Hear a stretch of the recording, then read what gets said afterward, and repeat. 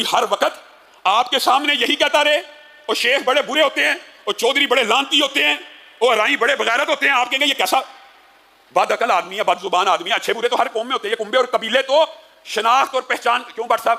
اگر کوئی کہ بٹ سارے ہی ایسے ہوتے ہیں تو بندہ کیا محسوس کرے گا؟ کہے گا یار کیسا بد عقل ہے، کیسا بد عقل ہے کہ ساری یہ تو کنبے اور قبیلے اور برادری ہیں۔ وہ بدبخت ہر وقت چینل کے اوپر بیٹھ کے کہتا رہتا ہے بنو امیہ بڑے پیڑے سن، بنو امیہ بڑے لانتی سن، بنو امیہ آئندے سن۔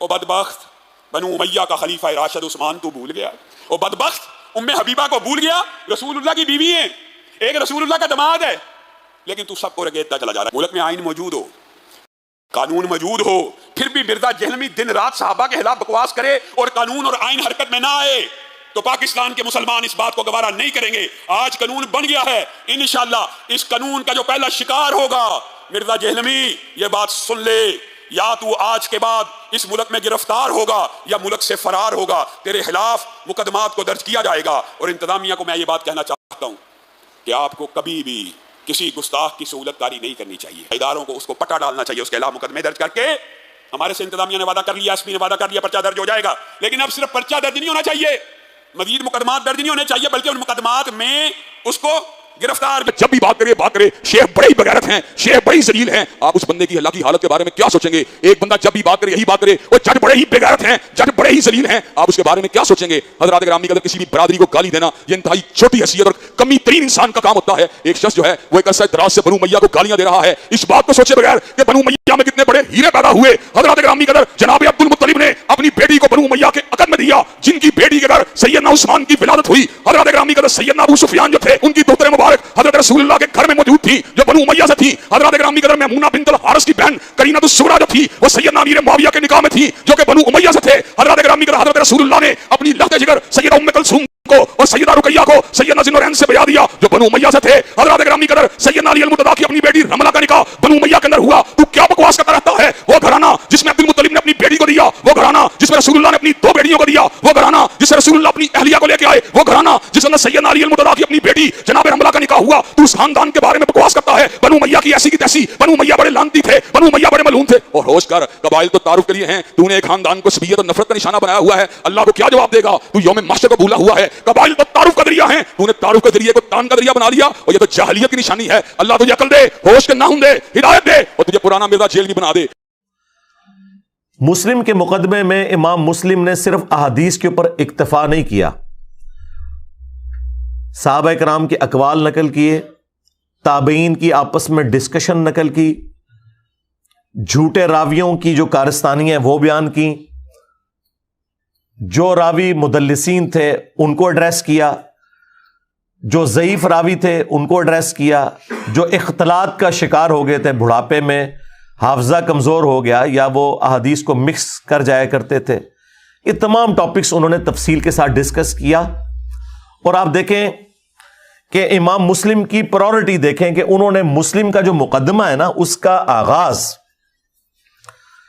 قرآن کی آیت سے کیا، سورۃ الحجرات، اعوذ باللہ من الشیطان الرجیم، بسم اللہ الرحمن الرحیم، یا ایھا الذین آمنوا، اے ایمان والو، ان جاءکم فاسق بنبأ، اگر تمہارے پاس کوئی فاسق یعنی جھوٹا شخص، اعلانیہ کبیرہ گناہ کرنے والا شخص کوئی خبر لے کر آ جائے، فتبینوا، تو اس کی تحقیق کر لیا کرو، ان تصیبوا قوما بجہالہ، کہیں ایسا نہ ہو کہ تم اپنی اگنورینس کے اندر، جہالت کے اندر کسی قوم کو نقصان پہنچا بیٹھو، فتصبحوا علی ما فعلتم نادمین، اور الٹیمیٹ اس کا انجام یہ ہو کہ بعد میں پھر کفے افسوس ملتے رہو کہ یہ کیا ہوا۔ یہ اسپیسیفکلی ولید ابن عقبہ کے بارے میں نازل ہوئی تھی یہ آیت کہ اس نے ایک غلط خبر دے دی تھی کسی قبیلے سے متعلق کہ وہ اطاعت اختیار کرنے کے اعتبار سے وائلنس کر رہے ہیں اور انہوں نے بغاوت کر دی ہے۔ اللہ کے محبوب صلی اللہ علیہ وآلہ وسلم کو اللہ تعالیٰ نے وحی کے ذریعے بتا دیا، ادروائز نبی الاسلام نے تو لشکر روانہ کر دیا تھا۔ تو یہ اسپیسیفکلی اس سے متعلق نازل ہوئی کہ اگر کوئی فاسق خبر لے کر آئے، اور یہ فاسق اسے کہا جا رہا تھا جو صحابی تھا، مسلمان تھا، کلمہ گو تھا، لیکن طلقاء میں سے تھا، فتح مکہ پہ جن لوگوں کو معافیاں دی گئیں ان میں سے ایک تھا یہ۔ اس کا والد بہت خبیث انسان تھا، عقبہ ابن ابی معیط، جس کے بارے میں بخاری مسلم میں آتا ہے کہ اس نے نبی الاسلام کے کندھے پر اور آپ کی گردن مبارک کے اوپر اوجڑی رکھ دی تھی، جو سیدہ فاطمہ سلام اللہ علیہا نے آ کے ہٹائی تھی بعد میں۔ تو اس کے بارے میں یہ آیت نازل ہوئی۔ خیر یہ کوئی سدھرا نہیں ہے، اس کا پھر آگے معاملہ چلتا ہی رہا ہے۔ جز رفع الیدین میں امام بخاری نے اس کے بارے میں نقل کیا ہے کہ یہ اپنی بیوی کو بہت مارتا تھا، نبی الاسلام نے کافی دفعہ سمجھایا، پھر بھی باز نہیں آیا، تو نبی الاسلام نے اپنے دونوں ہاتھ اٹھا کے اس کے لیے بد دعا کی تھی۔ یہ بد دعا ہوا شخص ہے، ٹھیک ہے۔ امام بخاری اس روایت کو جز رفع الیدین میں اس ثبوت میں لے کے آئے کہ ہاتھ اٹھانا جو ہے یہ جائز ہے۔ اچھا، وہ ہاتھ اٹھانے میں رفع الیدین والی روایتیں بھی لے کے آتے ہیں، اور جس موقع پہ نبی علیہ السلام نے کوئی ہاتھ اٹھا کے دعا کی ہے نا، اس کو بھی لے کے آئے۔ مثلاً جو مسلم شریف میں اوپر تلے کئی احادیث ہیں کہ بقیع غرقد قبرستان میں نبی علیہ السلام نے ہاتھ اٹھا کے 3 دفعہ دعا کی تھی، جو بقیع کے دفن شدہ لوگ ہیں ان کے لیے۔ تو یہ روایت بھی مسلم شریف والی جز رفع الیدین میں امام بخاری لے کے آئے ہیں ہاتھ اٹھانے کے ثبوت میں۔ رفع الیدین والی تو الگ سے لے کے آئے ہیں، اس طرح ہاتھ اٹھانے والی بھی لے کے آئے ہیں۔ بیسیکلی انہوں نے حنفیوں کا رد کرنا تھا کہ ہاتھ اٹھانا جو ہے نبی علیہ السلام کی سنت ہے۔ بہرحال یہ جو ولید بن عقبہ ہے، اس کے معاملات آگے چلتے رہے ہیں۔ یہی وہ شخص تھا جس نے مسلم شریف میں تفصیل کے ساتھ آتا ہے، اور بخاری میں بھی حضرت عثمان والے چیپٹر میں، کہ اس نے فجر کے 4 فرض پڑھا دیے تھے شراب پی کے، اور جب سلام پھیرا تو لوگوں نے کہا یہ کیا کیا؟ تو اس نے کہا اگر کم پڑھائی ہیں تو میں اور پڑھا دیتا ہوں، حالانکہ پہلے ہی 2 فالتو پڑھائی ہوئی تھی۔ پھر لوگ قریب آئے، انہوں نے قریب سے سونگا تو پتا چلا کہ اس کے تو منہ سے بدبو آ رہی ہے اس کی شراب کی، تو ظاہر ہے کہ پھر لوگ سیکھ پا ہو گئے، کچھ عرصے سے برداشت کر رہے تھے۔ حضرت عثمان نے اسے گورنر لگایا ہوا تھا، ان کا یہ رشتے میں بھائی بھی لگتا تھا۔ تو دیکھیں کہاں تک بات گئی ہے، یعنی اس نے اپنی اصلاح کوئی نہیں کی۔ حضرت عثمان کا دور آ گیا اور کرتوت اس کے دیکھ لیں، کہاں فتح مکہ پہ مسلمان ہوا اور کہاں یہ چلتے چلتے یہ ساری صورتحال۔ پھر حضرت عثمان کو لوگوں نے خط لکھا اور کہا کہ یہ اپنا تحفہ واپس لے لیں، ہم نے ابو موسیٰ اشعری کو کوفے کا گورنر لگا دیا ہے۔ یعنی خلیفۃ المسلمین سے پوچھے بغیر ہی انہوں نے اتنا بڑا ڈیسیژن کیا، یہ اس زمانے میں سوچنا بھی امپاسبل تھا۔ تو اسی لیے جو تاریخ دان ہیں، محدثین ہیں، وہ کہتے ہیں یہ پہلا موقع تھا جب حضرت عثمان کی رٹ کمزور ہو گئی کہ ان کے گورنر کو لوگوں نے ہٹا کے اپنی مرضی سے گورنر لگا لیا۔ اب جب وہ یہ واپس پہنچا ادھر مدینہ شریف، تو بخاری میں موجود ہے، مسلم میں ذرا تفصیل کے ساتھ ہے، تو لوگوں نے باتیں کرنی شروع کر دی کہ اے ان تے پر آئے تکاں گے ہونے نوں کوڑے لگ دین کے نہیں۔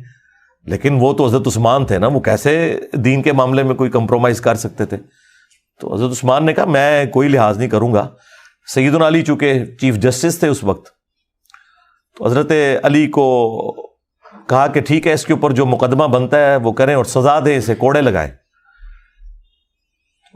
نبی علیہ السلام تو 40 کوڑے لگوایا کرتے تھے، حضرت ابوبکر بھی 40 لگواتے تھے، لیکن حضرت عمر کے دور میں شراب نوشی عام ہو گئی تھی، کیونکہ یاشیاں لگ گئیں، وظیفے ہو گئے، تو پھر لوگ زیادہ شراب پینا شروع ہو گئے۔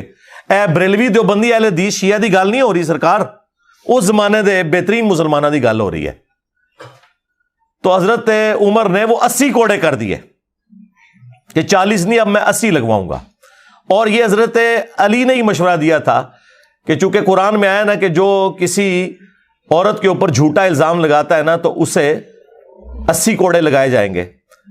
اس سے انہوں نے اجتہاد کیا کہ جو شراب کے نشے میں دھت ہوتا ہے وہ پھر لوگوں کے اوپر جھوٹ بکنا شروع کر دیتا ہے، لہٰذا وہ بھی اسی کیٹیگری میں فال کرے گا۔ اب سیدنا علی سے حضرت عثمان نے کہا کہ ٹھیک ہے آپ اس کے اوپر جاری کریں حد۔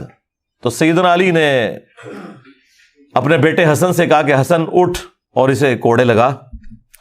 تو حسن ابن علی نے ایک جملہ بولا جو میں سمجھتا ہوں کہ آج تک ہمارے لیے مشعل راہ ہے اس حوالے سے کہ ہر زمانے میں اس طرح کے ایشوز آئیں گے. انہوں نے کہا کہ جو اس کی میٹھی کھاتا ہے وہی اس کی کڑوی بھی چکھے. حالانکہ باپ ہے اتنا عظیم صحابی حضرت علی، بیٹا بھی عظیم جنتی نوجوانوں کا سردار، لیکن اپنے باپ کی بات نہیں مانی اور کہا کہ میں یہ کام نہیں کروں گا. جو اس کی میٹھی کھاتا ہے یعنی حضرت عثمان جو اس کے بینیفیشری ہیں اس حوالے سے کہ یہ ان کا گورنر ہے، تو اب جب اس پہ برا وقت آیا نا تو کڑوی بھی یہی چکھیں. حضرت علی نے اس کے اوپر کوئی ریئیکٹ نہیں کیا، بلکہ اپنے دوسرے بیٹے عبداللہ بن جعفر جو کہ بھتیجا بھی لگتا تھا اور بیٹا بھی، اس لیے کہ حضرت جعفر کی جو وائف تھی اسما بنت امیس، ان کی شہادت کے بعد حضرت ابو بکر نے شادی کر لی تھی ان سے، اور حضرت ابو بکر کی وفات کے بعد اسما بنت امیس سے شادی کر لی تھی حضرت علی نے. اس لیے حضرت علی کے دو بیٹے بڑے لاڈلے ہیں جو ان کی وائف سے ہیں، ایک عبداللہ بن جعفر اور دوسرے محمد بن ابی بکر. بیٹے حضرت ابو بکر کے ہیں لیکن 5 سال کی عمر میں ان کی کفالت میں آ گئے تھے. تو عبداللہ بن جعفر سے کہا کہ بیٹا اٹھو، تو انہوں نے جب 40 کوڑے لگا لیے تو حضرت علی نے کہا کہ بس. نبی الاسلام 40 لگواتے تھے، حضرت ابو بکر 40، حضرت عمر نے 80 کر دیے. مجھے دونوں محبوب ہیں لیکن 40 پہ ہی میں اکتفا کرتا ہوں. ویسے میں ہوتا کہنا حضرت 80 لواؤ انہوں نے.